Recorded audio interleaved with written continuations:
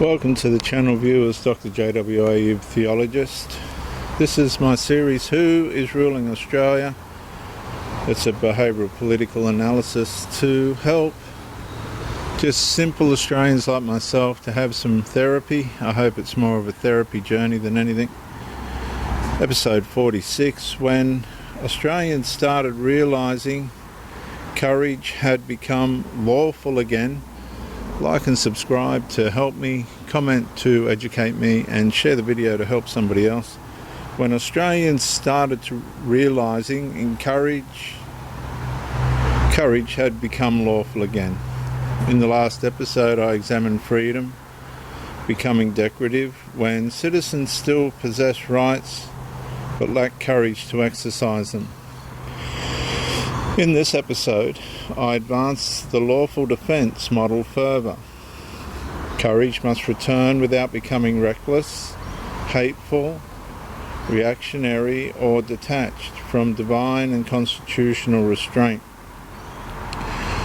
And at first, courage still sounded dangerous, too confrontational, too disruptive, too socially costly, too professionally risky, too easily misrepresented beneath institutional interpretation and public consequence.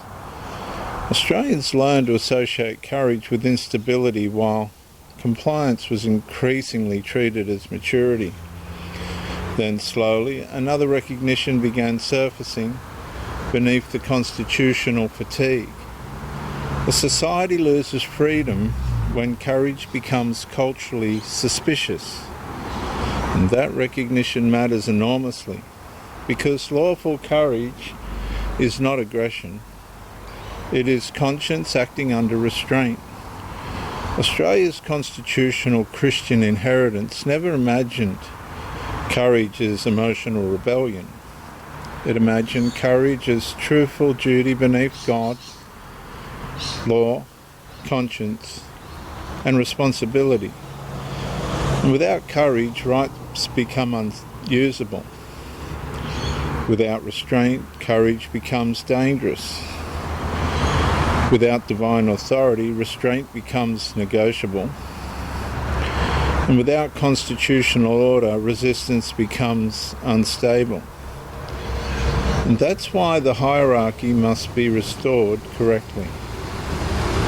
Divine sovereignty first, justice for the population second, and legitimate establishment order third. And only that order prevents courage from collapsing into chaos, while also preventing establishment order from becoming self-enthroned power. And the paradox deepens further, viewers. Institutions continue demanding responsible citizenship while cultivating conditions where citizens fear exercising the conscience required for responsible citizenship. They praise participation while narrowing acceptable speech. They praise safety while expanding internal fear. They praise dignity while conditioning moral hesitation. They praise democracy while training citizens to treat dissent and psychological danger. And this is where lawful courage becomes a constitutional necessity. Not because citizens must destroy order, because order itself becomes illegitimate once severed from truth, conscience, justice, and divine restraint. And the citizen's task is not to become sovereign over reality. The citizen's task is to bear witness that institutions are not. And truth precedes approval. Conscience precedes coercion.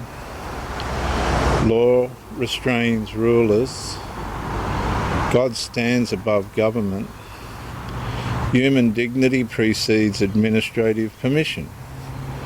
And that witness must be disciplined, documented, measured, publicly reasoned, morally restrained, legally literate, and spiritually grounded. Because The establishment gains power when citizen resistance becomes reckless enough to be diminished as disorder. But establishment power loses moral superiority when citizens remain lawful, courageous, truthful, and anchored beneath a higher authority than institutional approval. And the issue confronting Australia is no longer simply whether courage exists. The deeper issue is whether courage can return as lawful constitutional duty rather than unmanaged reaction. And somewhere beneath the fear surrounding public speech, another truth steadily emerges. As civilization begins recovering, Australia will begin recovering when courage stops serving outrage and begins serving truth beneath divine sovereign